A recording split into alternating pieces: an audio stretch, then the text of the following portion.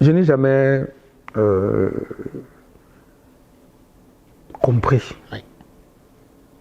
pourquoi on pouvait en vouloir à ce garçon jusqu'à ce point.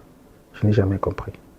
Alors aujourd'hui, l'affaire Martinez-Zogo est devant le tribunal militaire. Le juge d'instruction près le tribunal militaire de Yaoundé a rendu son ordonnance de renvoi. Le procès proprement dit va bientôt commencer. Quel est le regard que vous jetez sur l'évolution de l'enquête, de l'instruction jusqu'au renvoi pour le jugement aujourd'hui de cette affaire Martinez-Zogo un an après?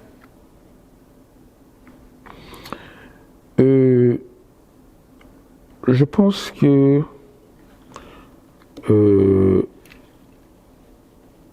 les Camerounais ont besoin de vérité, de la vérité. Oui. Et cette justice doit aux Camerounais la vérité. Pour moi, c'est une audience certes publique, mais il faudrait même que, nonobstant les règles ou je ne sais pas quoi, il faut qu'on la télévise, il faut que cette audience soit publique, télévisée, pour l'histoire et pour qu'on comprenne ce qui s'est passé. Il faut qu'on comprenne. Il faut que ces gens viennent s'expliquer. Il faut qu'ils viennent dire comment est-ce qu'ils en sont arrivés là. Il y a beaucoup trop de confusion. J'ai lu dans les accusations des uns et des autres, j'ai pris la peine de regarder. Il y a beaucoup de choses qu'on ne comprend pas. Oui. Il y a beaucoup de choses qu'on ne comprend pas.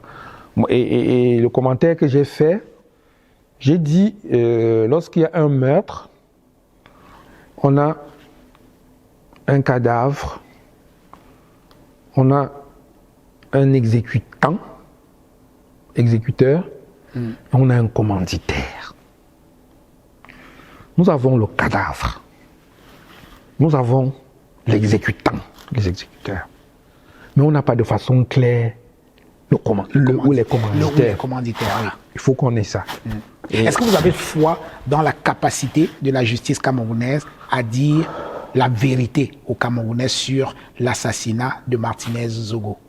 Pendant ces 40 dernières années, 40, je ne sais pas combien d'années, je pense que la justice camerounaise a une occasion pour se racheter.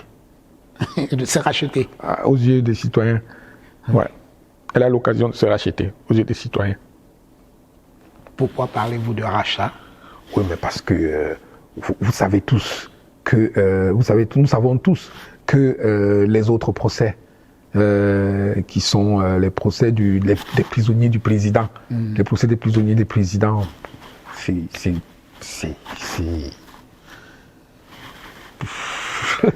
voilà, on n'a pas rendu justice aux gens. Hein? Excusez-moi, qu'est-ce qu'un monsieur comme Olangen a fait en prison depuis 16 ans? Qu'est-ce que Mibara a fait en prison depuis 16 ans? Qu'est-ce que... c'est quoi? C'est quoi? Pourquoi? Non, mais excusez-moi. C'est pas possible. Non, c'est simplement inhumain, inacceptable. C'est inhumain, inacceptable. Et c'est incroyable parce que... on appelle ça... on dit ironie du sort, oui. Ironie du sort, les personnes qui ont organisé ces mises à mort, elles-mêmes parmi elles, d'autres se retrouvent déjà elles-mêmes aussi en prison. C'est affreux. Oui. On appelle ça la machine infernale. C'est la machine infernale. Oui. Et ceux qui n'y sont pas encore, ils pensent que la machine infernale là ne va pas les happer aussi. Oui. Ah ben non, ça veut dire qu'ils sont absolument... C'est des personnes absolument... Ça veut dire que vous êtes d'accord avec Maître Claude Assira, l'un des avocats de Atambara, qui, à l'occasion des 15 ans de Mbara en prison, disait qu'il pleut sur tous les toits. Ah, écoutez, non, c'est pas possible. Tu ne peux pas croire que... Même la justice immanente, là, comme ça, je veux dire... Attendez, je veux dire que des types qui ont organisé des mises en prison filmées sont déjà eux-mêmes en prison avec leurs femmes. Donc à savoir que c'est comme c'est comme dans la Bible, c'est comme dans la Bible là, c'est-à-dire qu'on va te rendre ça au quintuple. Oui. C'est ça que attendez. Arrêtez ça.